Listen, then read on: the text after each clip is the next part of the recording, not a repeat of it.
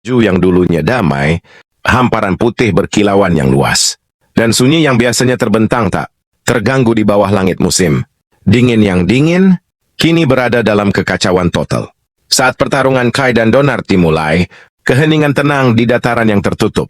Embun beku itu digantikan secara kasar oleh suara perjuangan putus asa untuk bertahan hidup. Mereka saling bertukar pukulan demi pukulan. Denting logam pedang. Chai yang beradu dengan batu menggema di seluruh limbah beku dengan frekuensi keras dan parau. Jelas sejak awal bahwa Donard mendominasi Chai. Donard memblokir setiap serangan Chai dengan pilar batu raksasanya, sebuah senjata besar yang dibuat secara kasar dan lebih menyerupai monumen daripada alat perang. Tidak peduli apapun yang dilakukan Kai, ia tidak mampu menembus senjata Donard. Setiap kali pedangnya mencari celah atau bukaan, beban monolitik batu itu telah berada di sana, tak tergoyahkan dan mutlak. Setelah beberapa saat, Chai merasa frustrasi dan mengatupkan giginya karena marah. Ketegangan fisik dari bentrokan itu mulai membebani otot-ototnya. Udara dingin menusuk paru-parunya, tetapi panas amarah yang meningkat terasa jauh lebih membakar. Chai merasa kesal karena Donard menggunakan pilar batu itu sekaligus sebagai senjata dan perisai. Pilar tersebut adalah monster serbaguna yang mematikan kecepatan dan ketepatan. Chai, masanya menguras energi untuk serangan yang tak pernah mengenai sasaran. Pada saat itu, Donard mengayunkan pilar batunya ke arah Chai. Udara seakan menjerit ketika beban masif itu melesat, bersiul dengan niat mematikan. Saat memikirkan langkah berikutnya, Chai nyaris menghindari serangan tersebut. Permukaan kasar pilar itu melintas hanya beberapa inci dari dadanya. Saat berada di udara, Chai memutar tubuhnya untuk melakukan serangan balik. Refleksnya bergerak bahkan sebelum pikirannya sepenuhnya menyadari bahaya tersebut. Ia menyerang Donard dengan pedangnya, membidik sisi tubuh pria itu yang terbuka. Namun yang mengejutkan Chai, Donard mengalihkan berat senjatanya dengan kemudahan yang terlatih dan mengerikan. Sambil memutar tubuhnya dalam gerakan yang seolah menentang ukuran tubuhnya yang besar, ia menendang Chai dengan kekuatan luar biasa. Dampaknya terasa seperti dihantam kuda yang sedang berlari kencang. Akibat tendangan itu, Chai terlempar ke udara. Ia batuk darah. Cairan merah cerah itu menodai salju putih dalam pola yang mengerikan dan bergerigi. Melihat hal tersebut, rasa frustrasi Chai semakin memuncak. Ia merasakan sengatan dingin yang tajam pada luka-lukanya, tetapi luka pada harga dirinya terasa jauh lebih parah. Dia tidak percaya bahwa untuk seekor babi gemuk, Donard ternyata sangat lincah. Ada keanggunan dalam kebrutalan pria itu yang tidak diantisipasi Chai sebelumnya. Dan dengan pilar yang luar biasa berat itu di tangannya, tidak satu celah pun terlihat dalam pertahanannya. Kesadaran mengerikan menyerang Chai bahwa jika ia terkena pilar batu itu sekali saja, ia pasti akan mati.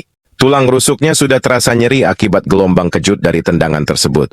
Hantaman langsung dari batu itu pasti akan membuat tulangnya menjadi bubuk. Pikirannya berpacu mencari strategi, adrenalin memompa deras melalui pembuluh darahnya saat ia mencoba menemukan solusi bagi situasi yang mustahil. Jika dia bahkan tidak bisa menyerang balik, bagaimana tepatnya dia akan mengalahkan Donard? Melihat Chai terganggu oleh keraguan dalam dirinya sendiri, Donard tidak menyia-nyiakan kesempatan. Ia segera menerjang ke arahnya dengan pilar batu raksasanya. Bunyi sepatu bot beratnya di atas salju terdengar seperti lonceng kematian. Dengan reaksi naluriah, Chai nyaris menghindari ayunan itu, berguling ke samping ketika pilar tersebut menghantam lanskap. Namun ayunan Donard justru mengenai pohon di belakang Chai dan mematahkannya. Menjadi dua dengan retakan yang memuakan, kayu yang pecah itu mengerang saat batang besar tersebut tumbang. Tanpa membuang waktu, Donard mendorong pohon yang patah itu ke arah Chai sebelum Chai sempat berdiri tegak. Pada detik itu, Chai menyadari bahwa Donard tahu ia akan menghindar. Gerakan tersebut sudah diperhitungkan. Merencanakan dua langkah ke depan, Donard melemparkan pohon itu ke arahnya untuk menyudutkannya. Chai tahu bahwa jika ia tidak ingin terluka, ia harus menghindari batang pohon yang meluncur itu. Berat kayu dan dahan-dahan yang bergerigi merupakan ancaman mematikan tersendiri. Namun jika ia menghindar dari pohon tersebut, Donard akan mendapatkan serangan telak padanya. Donard tahu bahwa ia telah menempatkan Chai tepat di posisi yang diinginkannya. Perangkap telah dipasang dan tidak ada lagi ruang untuk melarikan diri. Sambil mengatakan bahwa ia telah Bertemu orang-orang seperti Kai sebanyak jumlah monster yang ia tangkap, orang-orang picik yang merasa diri. Mereka hebat, Donard menyerang Cair dengan pilar batunya. Dalam satu hantaman menghancurkan. Hinaan itu membelah udara bersamaan dengan senjata yang seolah mengejek keberadaan Cair. Pada titik ini, Cair bahkan tidak mampu menghindari pohon tersebut karena ia telah sepenuhnya jatuh ke dalam perangkap Donard. Ia dihantam oleh pilar batu dan batang pohon sekaligus menderita luka parah. Berat gabungan dari kayu tumbang dan benturan senjata batu itu terasa sangat katastrofik. Akibat benturan tersebut, tubuh Cair terlempar jauh ke belakang di atas salju, menggores alur berdarah panjang di bubuk putih itu. Menancapkan pilar raksasa itu di salju dengan dentuman terakhir yang berat, Donard duduk di atasnya seolah-olah itu adalah takhta. Ia menatap lawannya yang jatuh dengan campuran rasa bosan dan hiburan ringan. Ia mengeluarkan sebatang rokok dan menyalakannya menggunakan batu. Percikan api kecil menari-nari di cahaya redup padang salju. Saat ia duduk di samping Cair, tubuh Cair sudah bersimbah darah, napasnya tersengal-sengal dan pendek. Donard berkata bahwa sudah lama sejak seseorang menantang posisinya. Suaranya teredam oleh kepulan asap pertama. Karena itu, ia tidak mampu mengendalikan dirinya. Dia mengakui bahwa menjadi lebih terkenal tidak selalu merupakan hal yang baik. Hal itu justru memancing munculnya orang-orang bodoh dan para pemimpi yang berpikir mereka bisa merebut apa yang telah ia peroleh. Semua orang sudah ketakutan bahkan sebelum mencoba, gumam Donard sambil menggelengkan kepala. Ia menatap salju yang ternoda darah, lalu kembali memandang pemuda yang hancur di hadapannya. Donard memberitahu Chai bahwa ia sendiri pernah berada di titik yang sama, ketakutan dan hanya terus menghindari serangan. Ia mengklaim bahwa naluri bertahan hidup Chai, hal yang membuatnya tetap hidup, sebenarnya adalah tanda kepengecutan. Karena itu, pertarungan ini menjadi membosankan dan ia memilih mengakhirinya dengan cepat. Bagi Donard, pertarungan telah berakhir sejak Cair mulai memprioritaskan bertahan hidup daripada membunuh. Sambil berdiri dan pergi, pria bertubuh masif itu menghembuskan awan asap abu-abu ke udara yang membeku. Donard mengatakan bahwa ia merasa kasihan pada si pirang itu, pada tuan yang ia percayai namun justru meninggalkannya. Ia berbicara tentang Ghislaine dengan nada kasihan yang mengejek, seolah ikatan antara tuan dan bawahan tak lebih dari kebohongan nyaman yang kini telah runtuh. Sambil menyatakan betapa mengecewakannya semua itu, Donard mulai melangkah pergi. Siluetnya kian mengecil dengan latar perbukitan putih. Dengan mengerahkan seluruh sisa kekuatannya, Cair nyaris tak mampu bangkit. Setiap gerakan terasa seperti siksaan. Otot-ototnya menjerit protes, dan dunia berputar dalam kabut putih dan merah yang memusingkan. Ia berjuang untuk berdiri, kakinya gemetar hebat, lalu bertanya kepada Donard siapa sebenarnya yang ia sebut pengecut. Kata-kata itu berat oleh darah dan pembangkangan, dibisikkan ke angin namun cukup untuk menghentikan langkah Donard. Melihat Cair masih berdiri, Donard benar-benar terkejut. Ia berbalik. Matanya menyipit saat mempelajari prajurit yang hancur tetapi menolak menyerah. Melihat tekad tersebut, Donard kembali memintanya mempertimbangkan bekerja di bawahnya. Ia mengenali percikan sesuatu yang berharga dalam diri Cair, sebuah keras kepala yang langka. Ia berkata kepada Chai bahwa belum terlambat, karena harga diri tidak akan memberinya makan. Donard bertanya dengan nada merendahkan apakah Chai tidak lebih memilih menjadi babi gemuk daripada serigala lapar. Cair berdiri bersimbah darah, cairan merah mengalir di wajahnya, menyengat mata dan mengotori rambutnya. Ia hanya menghela napas, syarat kelelahan, namun juga kejelasan mutlak. Tangannya gemetar saat berusaha mempertahankan genggaman pada pedang. Jari-jarinya mati rasa oleh dingin dan trauma. Bahkan dalam keadaan itu, Chai tetap mengarahkan pedangnya ke Donard. Ujung baja itu goyah, tetapi niat di baliknya kokoh. Ia berkata bahwa salah satu dari mereka harus mati hari ini, dan itu bukan dirinya. Melihat tatapan menantang tersebut, kesabaran Donard akhirnya habis dan amarahnya meledak. Ejekan menghilang, digantikan oleh amarah dingin yang mematikan. Aura biru menyelubunginya, manifestasi nyata dari kekuatannya yang berkilauan seperti api hantu di atas salju. Saat ia bersiap menyerang Cair dengan pilar batu, otot-ototnya menegang dengan intensitas baru. Ia mengatakan bahwa bahkan penyesalan pun tak akan ada setelah Cair mati. Tidak akan ada ruang bagi penyesalan di alam baka yang akan ia tuju. Cair merasa kematian bisa menjemputnya kapan saja. Tekanan yang terpancar dari Donard menyesakkan, seolah seluruh tubuhnya akan remuk. Dalam momen krisis mutlak ini, Chair menyadari bahwa ia selalu terjebak dalam pola yang sama.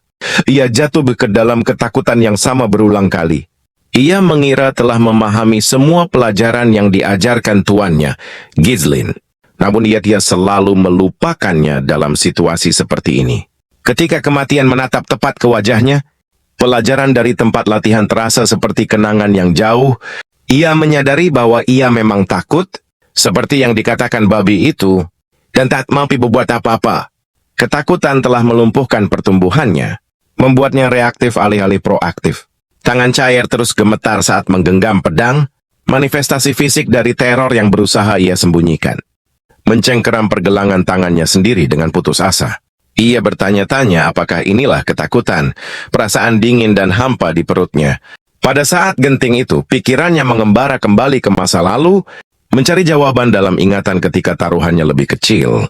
Meski pelajarannya tak kalah berat, ingatan itu berasal dari setelah kekalahan Chair dalam pertarungan melawan Lucas. Sengatan kekalahan masih segar dan Ghislaine sedang melatihnya. Ghislaine mengatakan bahwa wajar untuk merasa takut. Mendengar itu, Chai menjadi bingung dan bertanya kapan ia pernah mengatakan bahwa ia takut. Ia mencoba menepisnya dengan kesombongan khasnya.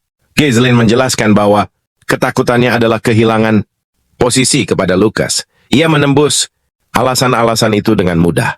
Ghislaine bertanya bagaimana Chai bisa menang jika ia sudah takut bahkan sebelum memulai. Chair ingat mencoba beralasan bahwa Lucas bertarung lebih baik dari yang ia perkirakan, berusaha merasionalisasi kegagalannya. Dengan perasaan malu, ia bertanya-tanya mengapa kenangan itu muncul sekarang. Ia mencoba mengalihkan pikiran dengan mengklaim bahwa ia tidak takut pada binatang, iblis atau makhluk terbang, bersayap yang pernah mereka hadapi. Ia mendaftar keberanian-keberaniannya untuk menutupi rasa tidak aman yang kini mencengkeramnya. Saat Chair masih berbicara, ia nyaris tidak menyadari pedang Ghislaine telah mengarah padanya. Serangan itu datang tiba-tiba tanpa peringatan. Ia nyaris berhasil menangkisnya, dan latihan pun berubah menjadi serius, meski sepenuhnya sepihak. Ghislaine menyerangnya dengan kekuatan luar biasa, gerakannya kabur oleh efisiensi mematikan. Chair nyaris tak mampu memblokir, kakinya terpeleset di tanah latihan. Memanggil Ghislaine sebagai kapten, ia bertanya, "Apa-apaan ini?" Kebingungan menguasainya akibat eskalasi mendadak itu. Namun pada saat berikutnya, Ghislaine telah mendorongnya ke dinding latihan dan menempelkan pedang ke lehernya.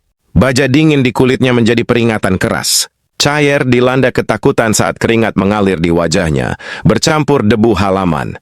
Ghislaine mengatakan bahwa jika Chair menganggap situasi itu merugikan, ia menjelaskan bahwa keinginan melarikan diri dari ancaman seringkali membuat seorang pejuang buta terhadap peluang yang tersembunyi di dalamnya. Namun itu wajar, karena secara naluriah manusia melakukan itu untuk bertahan hidup. Sambil menyerahkan pedang untuk dipegang Chair, Ghislaine justru menempelkan pedang itu ke lehernya sendiri, menunjukkan kedekatan dan bahayanya. Ia mengatakan bahwa jika Chair bertahan, jika ia bergerak menuju bahaya alih-alih menjauh darinya, maka peluang akan muncul. Dan itulah hal yang harus ia atasi jika ia mengejar kekuatan. Menyadari kebenaran mendalam dari kata-kata itu, mata Chair melebar dalam ingatan tersebut. Kembali ke masa sekarang. Dalam pertarungan hidup dan mati antara Chair dan Doncart, Chair memantapkan tekadnya. Ingatan itu memudar, tetapi pelajarannya tertanam kuat dalam kesadarannya. Saat Doncart menerjang ke arahnya dengan pilar batu raksasa, aura biru membuntut di belakangnya seperti ekor komet. Mata Chair terpaku padanya. Ia tidak memalingkan wajah. Ia tidak mencari jalan keluar. Ia menyadari bahwa ketakutan akan kematian bukan hanya sesuatu yang harus dihindari, tetapi juga guru terbesar. Ketakutan mempertajam indera dan menjernihkan jiwa. Pada detik terakhir, ketika pilar batu itu hampir menghantam kepalanya dan mengakhiri hidupnya, Chair tidak mundur. Ia memutar tubuhnya sedikit, bergerak masuk ke dalam busur serangan itu sendiri. Jaraknya hanya sehelai rambut dari bencana. Di bawah jangkauan pilar, ia menyayat perut Donard. Bilah pedang menembus daging, menarik garis merah di bagian tengah tubuh pria itu. Doncart terkejut saat menyadari Chai berhasil melukainya. Babi gemuk itu mendengus tak percaya. Ia segera melancarkan serangan balik. Gerakannya menjadi lebih liar dan kejam. Namun kali ini Cair dengan mudah menghindari setiap serangan. Ia tidak lagi sekadar bereaksi terhadap senjata itu. Ia membaca niatnya. Sebagai bolas, ia menggores bahu Donard. Luka dangkal lain yang bermakna. Kali ini Doncart bahkan lebih terkejut karena Kai melukainya untuk kedua kalinya. Ia merasakan perubahan di udara, perubahan ritme duel. Kesadaran mengerikan menghantamnya bahwa perkembangan Chai bukan kebetulan. Pemuda berambut merah itu tengah berevolusi, melepaskan rasa takutnya dan menggantinya dengan keinginan untuk menang. Doncart diliputi amarah saat menyadari hal itu, mempertanyakan bagaimana mungkin ia, Raja Ironcliff, bisa terdesak oleh anak kemarin sore.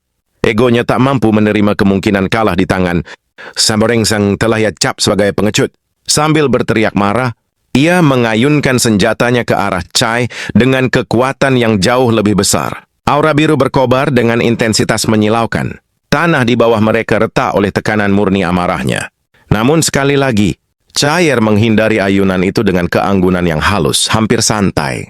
Dalam kemarahannya, Doncart berteriak dan menuntut, tahu apa yang sebenarnya direncanakan Chai. Ia tidak mengerti bagaimana kekuatan luar biasanya tiba-tiba terasa tak lagi dominan. Dengan nada dingin, sambil perlahan memperkecil jarak, Cair menjawab, bukan apa-apa. Suaranya mantap, tanpa getaran seperti sebelumnya. Ia mengatakan bahwa ia tidak takut lagi. Ketakutan itu masih ada, tetapi tak lagi mengendalikannya. Doncart menyadari semuanya terlambat karena penilaiannya telah tertutup amarah.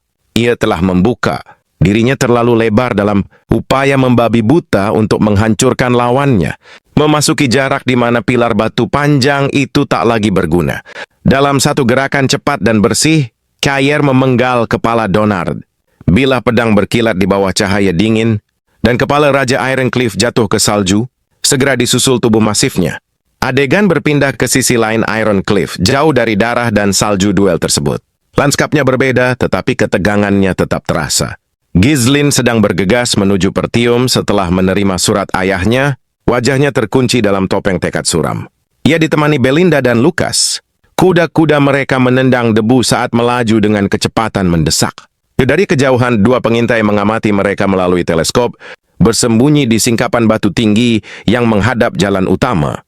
Lensa teleskop berkilauan di bawah sinar matahari menangkap pergerakan ketiganya.